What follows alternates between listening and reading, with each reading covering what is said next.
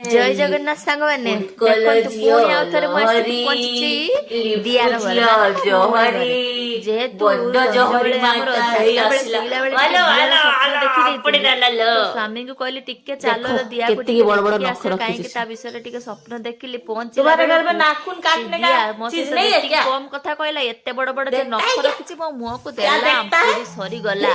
ତାପରେ ତା ସହିତ ଟିକେ ओ କଥାବାର୍ତ୍ତା ओ ହେଲା ପରେ ओ ତାର ओ ଯୋଉ ଧକ ओ ଧକ ओ ଧକ ओ ଧକ ଆରମ୍ଭ ओ ହେଇଗଲା। माय ଦେଖନ୍ତୁ ଆଜ୍ଞା, ହଁ ତା ଏଇ यार मेला धक धक ସିଏ धक ଆଗେ धक जहरी 3 रा ମାସ धक ହେଲା धक ସିଏ धक ପୁରା धक ସେ धक ମୁଣ୍ଡଟାକୁ ଉଠେଇ ପକଉଛି ଯେ ए ସେ ସମସ୍ତଙ୍କ କଥା ଶୁଣିବ। धक धक ଆଉ ସେ ତା ମା କୁ ଏତେ ଭଲ ଭାବରେ ଚିହ୍ନିଛି ଯେ ସେ ଆଉ କାହା ପାଖରେ ରହିବନି, ସେ ତା ମା ପାଖରେ ହିଁ ରହିବ। ଆଉ ଯେହେତୁ ଆମେ ଏତେ ବଡ ବଡ ଅତିଥି ମାନେ ସବୁ ଯାଇଛେ, ଆଉ ଗୋଟେ ଥଣ୍ଡା ଫଣ୍ଡା ନହେଲେ କେମିତି ହବ। ତ ତା ବାପା ମାନେ ଆମର ଭଉଣୀ ଜଇଁ ସେ ନିଜ ହାତରେ ଗୋଟେ ମକଟେଲ ମାନେ ପୁରା ଜବରଦସ୍ତିଆ ମକଟେଲ ଗୋଟେ ବନେଇକି ଆଣିଲେ। ଆଉ ସେ ବହୁତ ଭଲ ରୋଷେଇ, ମାନେ ଯେମିତି ମୋ ସ୍ୱାମୀଙ୍କର ହାତ ରନ୍ଧା ବହୁତ ବଢିଆ, ସେମିତି ତାଙ୍କର ବି ହାତ ରନ୍ଧା ବଢିଆ। ଆଉ ସେ ବହୁତ ୟୁନିକ୍ ୟୁନିକ୍ ଜିନିଷ ବି କରନ୍ତି।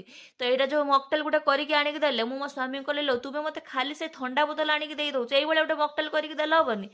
କହିଲେ ଯଦି ମୁଁ ତୁମକୁ ମକଟେଲ କରିକି ଦେଇଦେବି ତାହେଲେ ତମ ଭଉଣୀ ଘରକୁ ଆସିଲେ କଣ ପିଇବ? ଯୋଉଠି ଯାହା ମିଳୁଛି ସେଇଟା ଖାଅ। ଆଉ ମୁଁ କହିଲି ଦେଖ, ଏବେ ତ ସବୁ ଉତ୍ସବ ସରିଗଲାଣି। ଯଦି ଉତ୍ସବ ଟିକେ ଥାନ୍ତା ତାହେଲେ ତୁମେ ଦି ସଢୁ ମିଶିକି ଗୋଟେ ଷ୍ଟଲ ପକେଇଥିଲେ, ତୁମେ ଇଆଡେ ବାର୍ବିକ୍ୟୁ ଏକା କରିକି ଦିଅନ୍ତ, ଇଏ ମକଟେଲ। ମାନେ ଆମେ ତ 4 ତାଲା ବିଲ୍ଡିଂ ଗୋଟେ ପିଟି ପକାନ୍ତେ ଆଉ କଣ। ସ୍ୱାମୀ କହିଲେ ମକଟେଲ ତାହେଲେ ଆରଥରକୁ ଆମେ ଗୋଟେ ଷ୍ଟଲ ନବା। ମାନେ ଠିକ ଅଛି, ନବା ଷ୍ଟଲ, ଏବେ ପିଇ ଦେଇ ଚାଲ। ତାପରେ ଦେଖନ୍ତୁ ରିଷି ତାର କାରସାଦି ଆରମ୍ଭ କରିଦେଇଛି। ତା ମଉସାଙ୍କର ଚାବି ଫାବି ନେଇ କହିଲା, ମଉସା ଟିକେ କାରଟା ବାହାର କଲେ, ମୁଁ ଟିକେ ତୁମର ହରିପୁର ଗାଁ ଟିକେ ବୁଲି ଦେଇ ଆସେ। ମଉସା କହିଲେ, ଲୋ ନା ସନ୍ଧ୍ୟା ହେଲାଣି, କେଠି କୁଟି କାଟି ଯିବ, ଦରକାର ନାହିଁ। ତାପରେ ଦେଖନ୍ତୁ ରିଷି କହୁଛି ମତେ ଦିଅ ପିଇବ। ଇଲୋ ପିଇବୁ ତ ପିଇ। ନା ପିଉଛି, ସେ ଷ୍ଟ୍ରୋଟାକୁ ଯେ ଏଡେ ଜୋରସେ ଟାଣି ଦଉଛି, ଦେଖନ୍ତୁ ତା ଭିତରୁ ବାହାରିଯିବ। ପିଇ ଶିଖିନି ଆଜ୍ଞା।